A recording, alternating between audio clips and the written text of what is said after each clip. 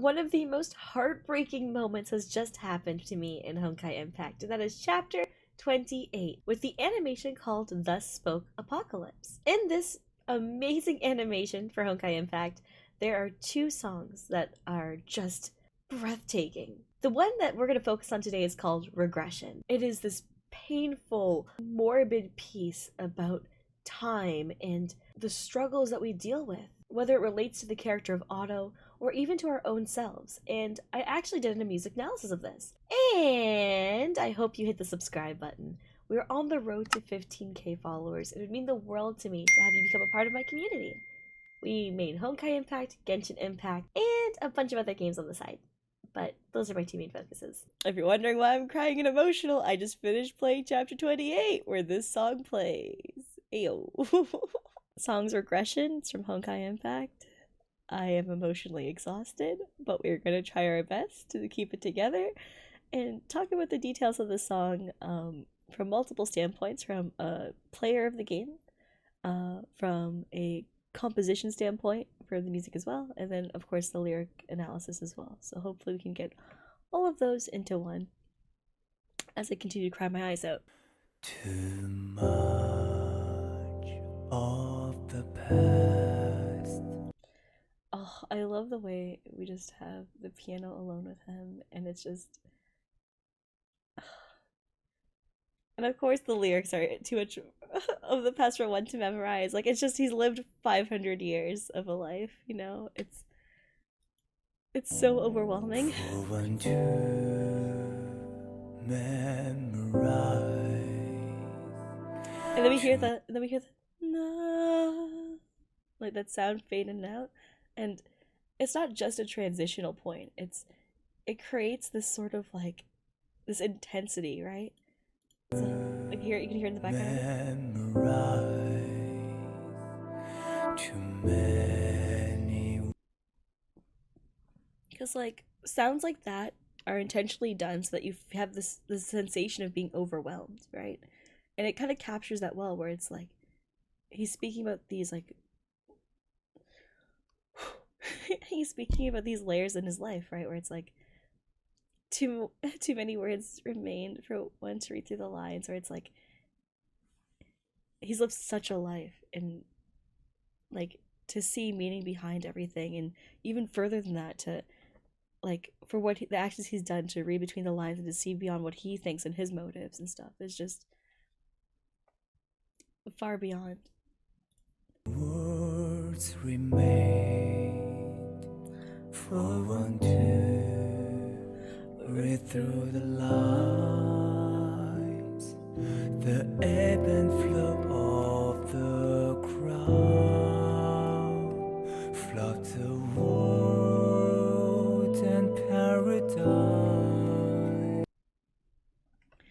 The ebb and flow, and then like we hear the ticking of the watch, right? Because time is now passing forward, and it's such a beautiful, soft thing to bring in, to introduce into the piece, and like you feel time's progression, right? Like you feel it and get this sense of regression. But it becomes more in touch with everything, because the simplicity of the piano, the simplicity of having the little fade in sounds, and then just the ticking of time. Like, it's not something where it's like everything being introduced and brought in. It's the absence of sound, the isolation that you feel during this, right? And like the ebb and flow of the crowds, like floods the world in paradise, like people and like everything that surrounds is overwhelming. Like it just I'm overwhelmed. Holy shit. Along the path of time. And we talk about ebbs and flows, right? It's like, think of like waves, right? We have like, and of course the term flood helps with that a lot too. It's like tumultuous waves, even, where it's just like like people come and go, and people replace and fill in over time, right? It's no one stays, but no one truly is ever absent, because of how people come in and out of our lives, how everything pushes forward, even though like we ourselves are still here, right? An auto scenario. And then we get introduced with more instrumentation. I love that we hold in a and then there's the time into the fade out. Every night brings a dream, but the day and we have the violins like just crying out in the background, and all the instruments reintroduced again together as his vocals carry forth. So every night brings the dream, but the day relentlessly keeps me awake. And whew, like it's a little straightforward, but at the same time it's like we dream for, like, everyone dreams for like a better tomorrow. We have these hopes and ambitions, but during the day our reality hits us, right? Where it's this overwhelming, consuming reality that, for example, she's not even here, that things are not what you desire out of it. endlessly keeps me awake. All the rest will be torn. I will never choice it. Made. So all the rest will be torn up whenever a choice is made.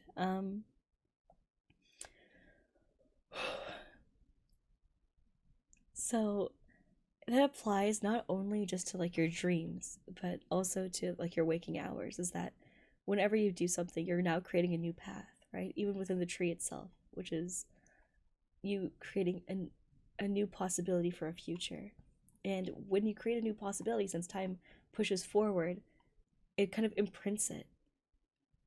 So you're stuck in this forward motion of carrying on with ever what you've done, and you cannot go back to change something. You are stuck with what your choices that you've made. Is made.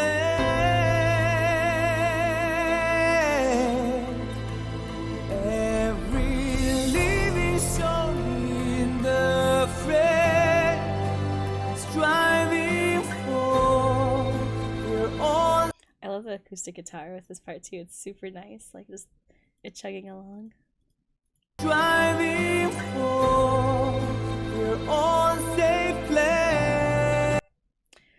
So every living soul in the fray, striving for their own safe place. So it's like how, like, we talked about like how the water ebbs and flows, and how like people come in and out of life, but each of them having their own ambitions, their own desires in the world, and just trying to make it through and find comfort in themselves and comfort in the people around them. But it's so difficult when there's so much chaos and unpredictability of others, and that's what this part's like kind of conveying. Life is too long to end at the grave. And life is too long to end at a grave is such an interesting concept, because, you know, all life ends in death, right? That's just a thing that we all know. And it's one of those things where it's like this bittersweet thing where it's like we've done too much and we've come too far. There's too many experiences that we've had leading up to the moment of death, and just for it to end, for it to cease to exist, it's ridiculous. It's just a ridiculous concept that even in Colin's scenario, right, where Colin's done so much, right, and for it all just to come to a close in just a moment, for that to happen to any of us is just, life's like too long to end at a grave. It's too, we've all had such, like, no matter what the duration of a life is, it's to have the finite moment of it being gone and stripped away is just too short of an instance compared to what a human experience is. Just a drop of water suffices. Being caught, sort of throws by the universe. Sorry to start listening to this song. So I'm gonna just talk about the song a little bit here again.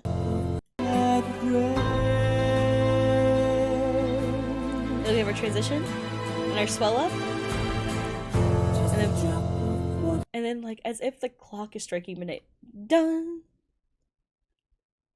And then the vocals take that of like the feeling of time, right? Where it's like dun dun dun dun dun dun dun dun. And it feels like so, it feels as if you're watching a pendulum sway. I love that. So just a drop of water suffices. Um, and and like it encompasses, right? So it's like even like the slight thing that you do, just one moment can create such a drastic change within everything.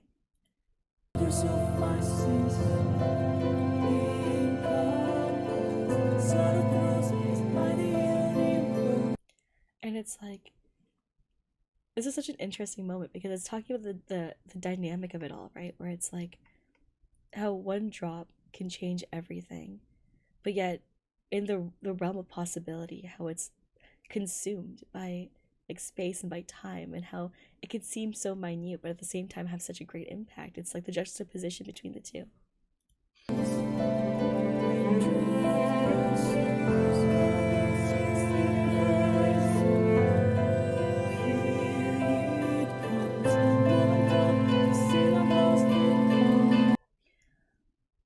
I fear that was like the saddest moment in the I fear that the saddest image in this whole thing. Holy shit. Um so we go, gone are those years living for a reason. Here it comes. The moment the scene of Lost and Found is like pretty much dead accurate to just him being like, I lived for a reason when it came to Colin, and then being able to go back literally to the moment in where he lost everything and was able to find it again and bring her back. Can be taken quite literally.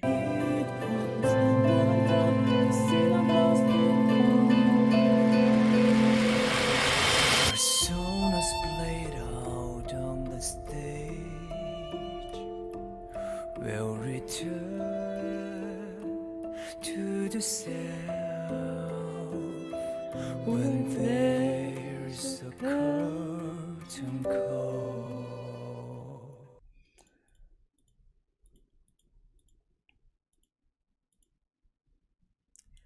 So personas played out on a stage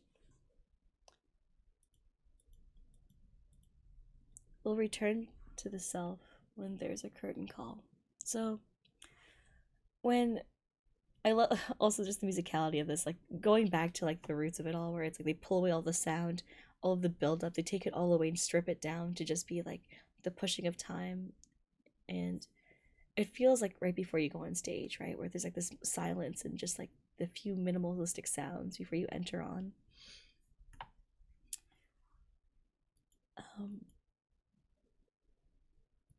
It's also like this one part, hold on. Right? So like this overwhelming sense after everything, right? It's overwhelming, swelling, right? Crescendo, crescendo, crescendo. And then it's like the static into silence. And it feels so overwhelming in that moment.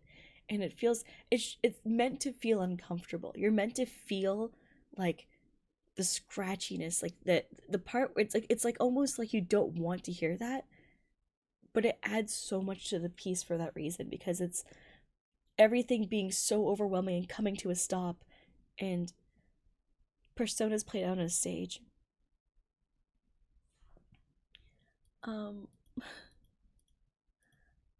Will return to the self when there's a curtain call. And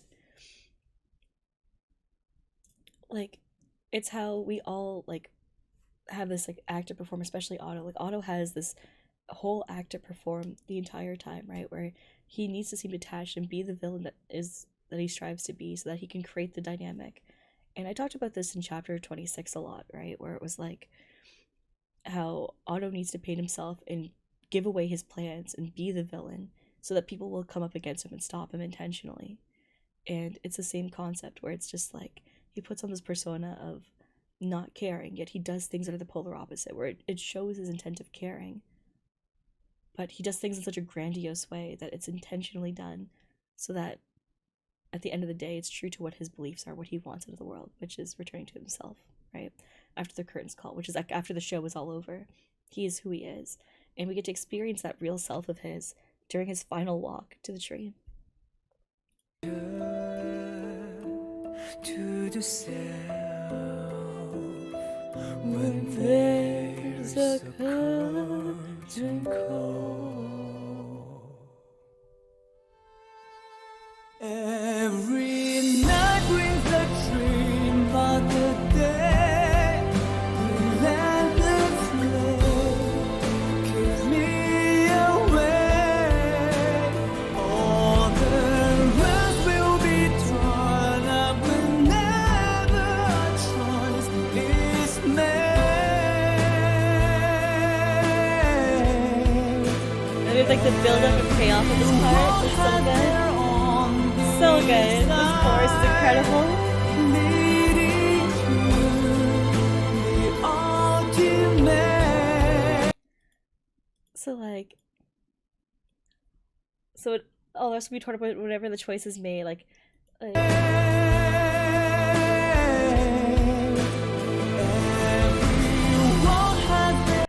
everyone has their own desire, like leading to the ultimate, and it's like,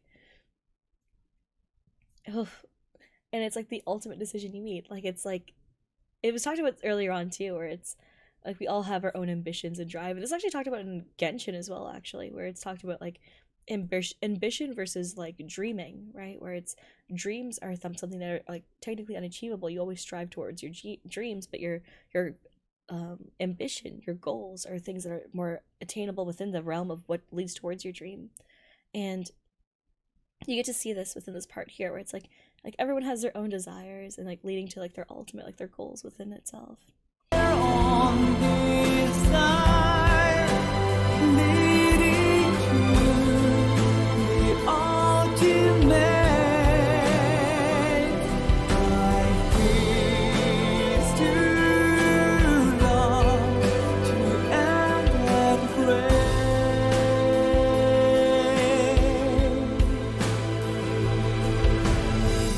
Just a drop of water suffices. Still I wait. It's like, so as we talked about before, with like just a drop of water suffices, but rather like encompass, it talks about like, still I wish to embrace the world with my thoughts. And we have like all the loud sounds pull away or brought down to like our basics again. And like, still I wish to embrace the world with my thoughts. And like a eulogy is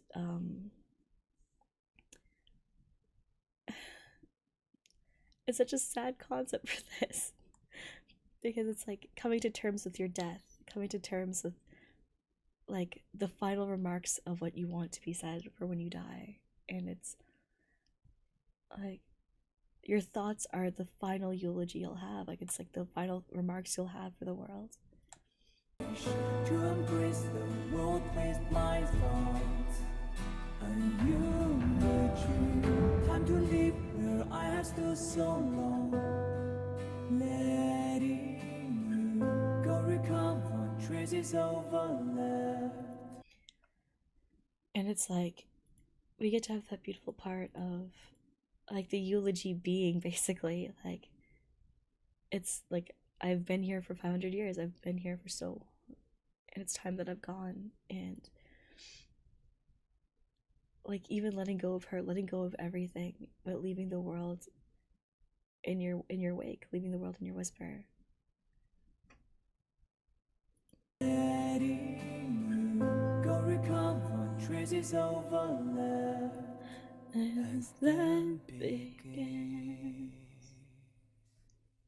And it just all concluding to this beautiful ending where it's just his vocals alone and no instrumentation needed, because it holds so much weight. And oof. It's, I don't know, it's such a beautiful moment. Like